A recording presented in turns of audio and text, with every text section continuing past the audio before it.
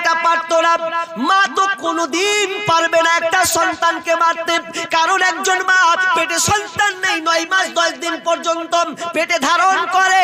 এই মায়ের কতটা কষ্ট সন্তান প্রসব দিতে গিয়ে। বৈজ্ঞানিকরা বলছেন একটা মানুষ 47 ইউনিট ব্যথা অনুভব করতে পারবে, কিন্তু মায়েরা 47 ইউনিট ব্যথা নয়, বিজ্ঞানীরা প্রমাণ করেছেন 57 থেকে 58 ইউনিট ব্যথা থেকে অনুভব করতে হয়। আর 57-58 ইউনিট ব্যথা এটা কেমন ব্যথা তারা উদাহরণ দিচ্ছেন। 206 খানা হাড়কে যদি একত্রিত করে দেওয়া হয়, তাহলে ওটাকে যদি একসাথে মুচড়ে বের করে দেওয়া হয়, তাহলে অতটা ব্যথা ওই মাকে ভোগ করতে হয়। তার মানে একজন মা ছাড়া কেউ বলতে পারবে না সন্তান প্রসব দেওয়া কত যন্ত্রণা আসে।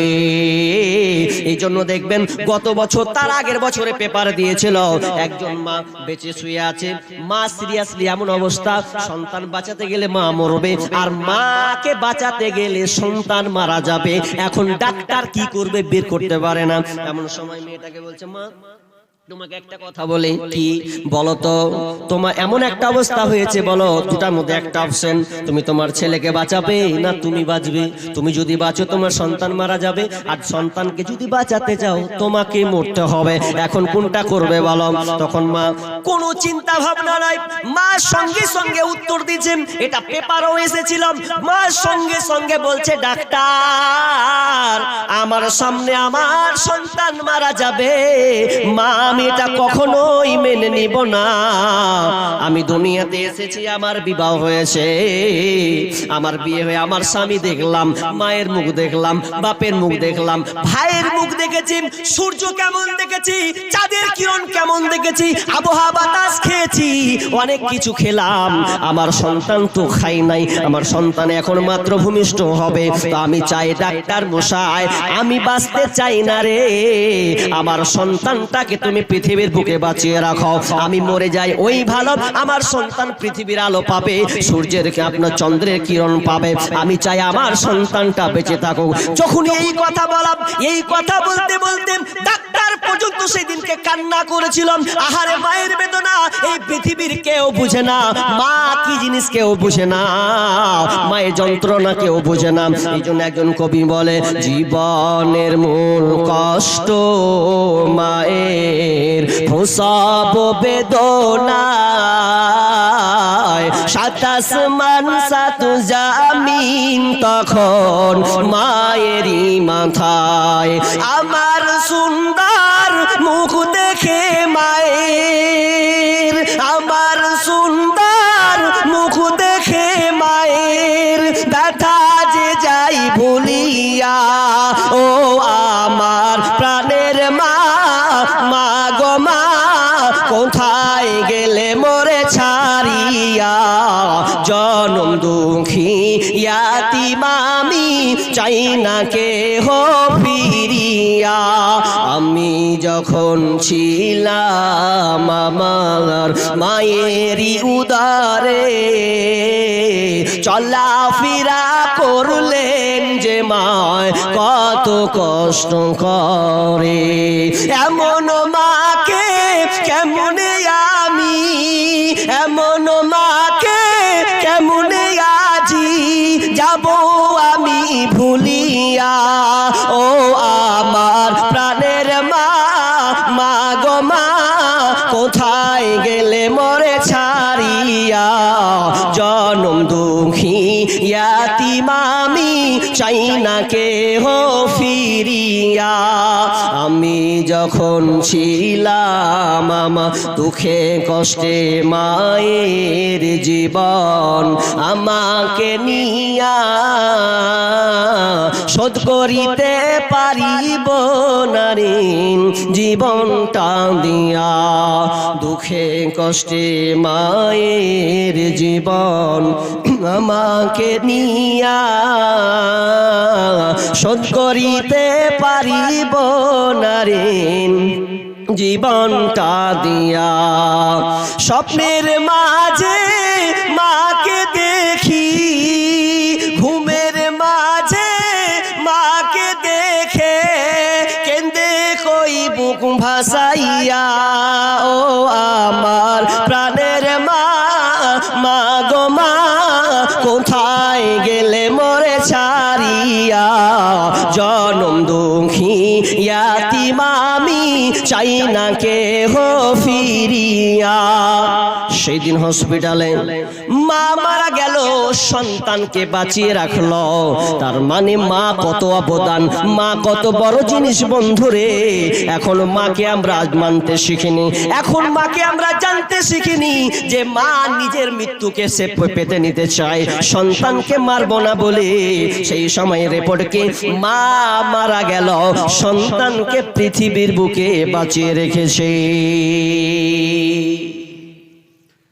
সেই মাকে বলতে যে দেখ মেয়ে হলে মেরে দিবি, গেলাম এসে যেন দেখি বেটা, কিন্তু মা কি আর পারে? মা পারবে না, রেখে দিল। সন্তান আস্তে আস্তে বড় হয়, সন্তান আস্তে আস্তে বড় হয়, বড় হয় 1 বছর 2 বছর 3 বছর 4 বছর 5 বছর, 4-5 বছর পর এবার বাড়ি যদি ঢুকছে, আহারে যেমনই ঢোকা বলেছে তোর আব্বু আসবে, যেমনই বলা আব্বা কি সুন্দর মিষ্টি ডাক। তো কি বলছিলাম যে ছেলে আস্তে আস্তে বড় হয়, বড় হয়ে বাড়ি এসে মা আব্বা বলেছে, তো বাপের জানটা ঠান্ডা হয়ে গেছে। আহারে আমাকে বাপ বলছে, কি সুন্দর মিষ্টি কথা। ইমাম কুরতুবী তিনি নিজে বর্ণনা করছেন, সন্তান যখন ভূমিষ্ঠ হলো, ভূমিষ্ঠ হওয়ার পর বাপ বললে আহারে মেয়েটা কত সুন্দর, কার মেয়ে? মিস্ত্রি বলছে ও স্বামী আমার, এটা হচ্ছে আপনার মেয়ে। শুনে মাথা খারাপ, এত সুন্দর মেয়ে আমাকে আব্বা বলে ডেকেছে, জান প্রাণ জুড়িয়ে যায়, এতটা জান প্রাণ জুড়িয়ে যায়। তখন তিনি একটা সিদ্ধান্ত দিল, হা এ মেয়েটা কেমন করে মারব? বাপ ভুলতে যেতে চায়, জায়গা বড় হয়েছে কে রেখে দেব। যখনই বাপ বাইরে হয় তখনই লোকের মুখে 5 রকম কথা শোনে, আহারে তোর মুখ পরা দেখ, তোর বাড়িতে একটা বেটি হয়েছে, তুই বিয়ে দিবি, তোর বেটি ঝি খাটবে, এত টাকা লাগবে, এত কিছু লাগবে। যখন সব রকম কথা বাপকে শোনাতে লাগলো, বাপ আর স্থির থাকতে পারে না। তখন কি করলাম, একটা শেষমেশ সিদ্ধান্ত নিয়ে ফেললো। বিবিকে বলছেন, বিবি রে তুমি মেয়েটাকে একটু সাজিয়ে দাও, বেড়াতে নিয়ে যাব। বেড়াতে নিয়ে যাওয়ার নামে মা সুন্দর করে সাজিয়ে দিয়েছে। এরপর মেয়েটাকে মরু প্রান্তরে নিয়ে চলে গেছে, যেখানে কোনো মানুষজন নাই, কোনো আপনার আর এমন একটা জায়গা মরুভূমি প্রান্তর। মরুভূমি প্রান্তর নিয়ে অনেক দূর মেয়েকে নিয়ে চলে গেছে, ভালোবাসার খাতিরে নিয়ে যাচ্ছে। এমন সময় বলছে, মারে এই জায়গাটা একটু গর্ত করা হোক। সবাই মিলে গর্ত করছে, সবাই মিলে গর্ত করছে। এমন গর্ত করা হতো, গর্ত করতে করতে মেয়ের বাচ্চা মা সন্তান বাপকে কতটা ভালোবাসে, মেয়েরা দেখবেন বাপকে কতটা ভালোবাসে, এতটা ভালোবাসে যে আপনার দাড়ি থাকলে দাড়িকে লাড়বে, চুলকে লাড়বে। মেয়ে এমনই একটা জিনিস, সোনার সম্পদ, তো সেই রকমই লাড়তো। তো এরপরে আপনার বাপের কোনো হতো না। যখন সম্পূর্ণ খোরা হয়ে যেত তখন মেয়েকে বলা হতো, এই মেয়ে তুমি চলো, তুমি নিচের দিকে তাকাও, কতটা গর্ত হয়েছে, একবার নেমে দেখাও। যখন মেয়েটাকে এই মনে তাকাতো, মেয়েটাকে ধাক্কা মেরে নিচে ফেলে দেওয়া হতো গভীরে। ফেলে দেওয়ার পর তখন মেয়েটা বুঝতে পারতো আমার আব্বা আমাকে মারার জন্য এখানে নিয়ে এসেছে, আর আমাকে টিকিয়ে রাখবে না। তখন সে করজোড় নিবারণ করতো, আব্বা আমি তোমাকে আব্বা বলে কোনোদিন ডাকবো না, আব্বা বলার কারণে তোমার সম্মান মান সম্মান গেছে। আব্বা জান মায়ের ওয়াদাকে তুমি খেলাফ করিও না, মা আমানতি খেলাফ করিও না। মা তুমি বলেছো মাকে বেড়াতে নিয়ে যাবে, কিন্তু এই সময় তুমি আমাকে মারবে, এই কাজটা করিও না। আব্বা আমি তোমার কাছে ক্ষমা ভিক্ষা চাই গো আব্বা, আমি আর তোমার সংসারে আসবো না, তোমাকে আমি কোনোদিন মুখ দেখাবো না, আমি এমন একটা নির্জন জায়গা চলে যাব আব্বা, আমি আর কোনোদিন তোমাদের সামনে আসবো না। আর সেই সময় মেয়েদেরকে মায়া করা হতো না, পাথরটা নিত, পাথরটা নিয়ে মেয়ের মাথায় এত জোরে মারতো, এত জোরে মারতো, রক্ত চারদিকে ছিটকিয়ে উড়ে যেত, মগজ ফেটে যেত, এত জোরে মারা হতো, চিৎকার করতো আব্বা আব্বা। শেষ মুহূর্তে আব্বা বলে বলে শেষ পর্যন্ত আপনার জীবন্ত মেয়েকে পুঁতে দিয়ে মাথা ফাটিয়ে মাটি চাপিয়ে তাকে রেখে আসতো। কেউ আবার সমুদ্র ধারে আপনার ফেলে চলে আসতো, সমুদ্রের পানিতে চালিয়ে দিত। এত নির্মম করা হতো মা বোন, আপনাদের কোনো এরকম কোনো সম্মান ছিল না, শ্রদ্ধা ছিল না। কোরআন এসেছে, কোরআন এসে তোমাদের মর্যাদাকে বাড়িয়েছে। আর কি নেবে? একটা কথা বলি, মেয়েদের সম্মান ইসলাম এসে দিল। ইসলাম এসে মেয়েদের সম্মান দিয়েছে। আমি বিস্তারিত বলছি না, কাটছি আর ছাড়ছি। কি কথা বলি, একটা কান লাগান। যদি স্বামী স্ত্রী বিবাহ হতো তো বিবাহ হওয়ার পথে জাহিলিয়াতের যুগে ইহুদিরা কি করত? ইহুদের কাজ ছিল যে মেয়ে যদি কোনো তার স্ত্রী যদি পিরিয়ড হতো, মাসিক হতো, তো মেয়েটাকে আর ছুতো না, টাচ করতো না। কি করতো জানেন? ওই মেয়েরাকে ওরা কি করতো, বলছে তোরা ওই কোণে থাকবি, তোদের থালা আলাদা, তোরা খাওয়া দাওয়া করবি আলাদা, যতদিন পর্যন্ত তোরা পরিষ্কার না হবি, পাক পবিত্র না হবি, ততদিন পর্যন্ত ছুতে পাবি না, আসতে পাবি না। মেয়েদের এরকম ব্যবহার করতো। কিন্তু বিশ্বনবী এটা উল্টা করতেন। বিশ্বনবীকে যখন আনাস বলছেন ইয়া রাসূলুল্লাহ, আনাস বিন মালিক তিনি বর্ণনা করছেন, ইয়া রাসূলুল্লাহ মেয়েদেরকে তো এইরকম ইহুদিরা ব্যবহার করছে, তো আমাদের কি করতে হবে? বিশ্বনবী বলছেন তোমরা তার উল্টাটা করো। কি উল্টাটা করবে? ইল্লান নিকাহ। বিশ্বনবী বলছেন তোমরা মিলন ছাড়া তোমার বিবির সাথে তোমরা যা ইচ্ছা তা করতে পারবে। তার মানে তোমার স্ত্রী যদি মাসিক অবস্থায় থাকে তবুও তাকে একসাথে ঘুমাও, একসাথে ঘুমাবে, একসাথে খাবে, গল্প করবে। বিশ্বনবী মায়েশা নিজে বলছেন আমি যখন পিরিয়ড হই, আমার যখন মাসিক হয়, তখন আমার উরুরাঙে দিয়ে বিশ্বনবী কোরআন তেলাওয়াত করত। তার মানে মেয়েদেরকে অপছন্দ করতো না, বরং ভালোবাসতেন। শুধু বিশ্বনবী একটাই কথা বললেন, ইল্লান নিকাহ। তোমরা এর অর্থ হচ্ছে তোমরা মিলন ছাড়া তোমার স্ত্রীর সঙ্গে সব কিছু তোমরা করবে। খবরদার ইহুদির মতন তোমার বিবিদেরকে ঘর থেকে বের করবে না। মা আয়েশা নিজে বলছেন যে আমার স্বামী আমার সঙ্গে কেমন ব্যবহার করত। মা আয়েশা বিবি বলে যে পানি পেতাম, ফিরে সেই পানি আমি নবীকে দিতাম, পিতাম যেখানে আমি মুখ লাগাইয়া, নবীজি পিতেন সেইখানে মুখ দিয়া। আর যে হাড়ের গোশত লাগাইয়া দাঁত আমি ফিরে খাইতেন নবী নেকে যাত। নিহাত থাকিতাম আমি হায়েজের হালে, এই রকম করিতেন নবী নেকে নামে। কবু ঘৃণা করে নাই নবীজি আমার, কত ভালোবাসিতেন বিবি দিকে তার। আমার মুখের ঠায় ঠোঁট লাগাইয়া গোশত খাইতেন আপে খুশিতে ভরিয়া। তার মানে কত ভালোবাসতেন বিবিদেরকে। ইসলাম মেয়েদেরকে সম্মান ইজ্জত দিয়েছে। এবার আমি তিনটা ক্যাটালগ শর্ট করে বলবো, আপনারা চলেন, আমি আর বিস্তারিত গেলাম না। 1 নাম্বার মেয়ে হিসাবে অধিকার, 2 নাম্বার স্ত্রী হিসাবে অধিকার, 3 নাম্বার মা হিসাবে অধিকার। এই তিনটা শর্টে বলছি। নাম্বার 1, 1 নাম্বার মেয়ে হিসাবে অধিকার, কন্যা হিসাবে অধিকার, সম্মান কি দেওয়া হয়েছে? বিশ্বনবী বলছেন আনাস ইবনে মালিক রাদিয়াল্লাহু তাআলা আনহু قال رسول الله صلى الله عليه وسلم من على زاريتين حتى تبلغ جاء يوم القيامة انا وهو هكذا وضم اصابعه। বিশ্বনবী বলছেন যার বাড়িতে 2টা মেয়ে আছে, ভালো করে কান লাগান মা বোন, যার বাড়িতে 2টা কন্যা সন্তান আছে, আর ওই কন্যা সন্তানকে যদি সুন্দর ভাগে ভালো শিষ্টাচার শিক্ষা দেয়, মানে আলা জারিয়াতাইনি হাত্তা তাবলুগা, তার মানে বালেগা পর্যন্ত যদি তাকে ভালো করে লালন পালন করে, বালেগা পর্যন্ত ভালো করে যদি লালন পালন করে, তো যা ইয়াউমাল কিয়ামা, কিয়ামতের দিন তিনি নবীর সঙ্গে এরকম থাকবে।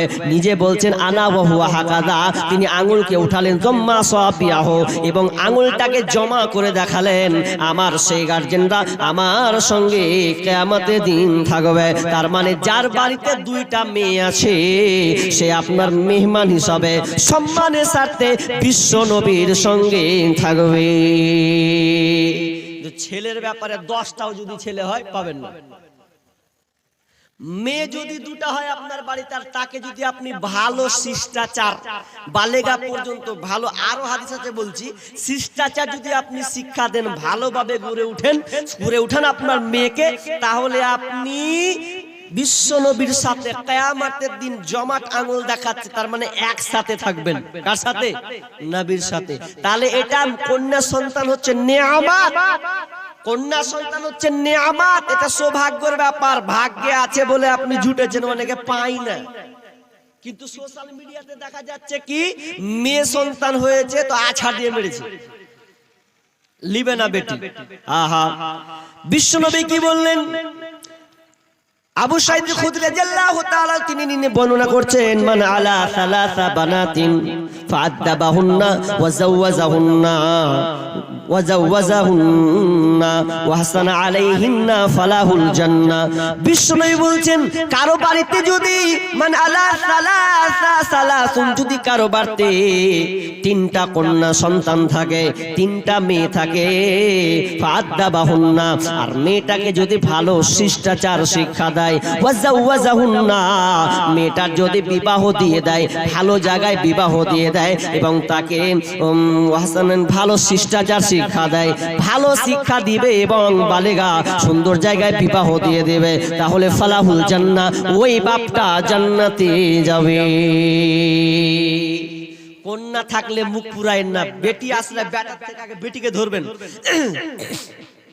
বেটিকে ধরে বুকে জড়িয়ে ধরবেন, ওরে আমার কন্যা রে, কন্যা রে তুই চোখের মনি, চোখের কোণের জল, কন্যা রে তুই হাঁটি ধরে আমার সাথে চল, কন্যা রে তুই চোখের মনি, চোখের কোণের জল, কন্যা রে তুই হাঁটি ধরে আমার সাথে চল, কন্যা রে তুই এই সংসারে ভালো থাকার মান, তোর সোনা মুখ দেখিলে ভাঙে হাজার অভিমান, কন্যা রে তুই এই সংসারে ভালো থাকার মান, তোর সোনা মুখ দেখিলে ভাঙে হাজার অভিমান, কন্যা রে তুই চোখের মনি, চোখের কোণের জল, কন্যা রে তুই হাঁটি ধরে আবার সাথে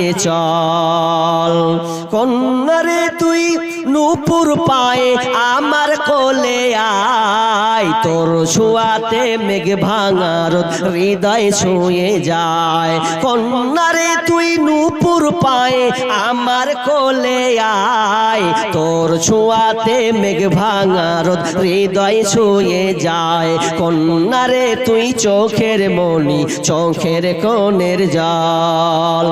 মেয়ে যদি আসে, মেয়েকে লালন পালন করুন, মেয়েকে শ্রদ্ধা জানান, মেয়েকে বারবার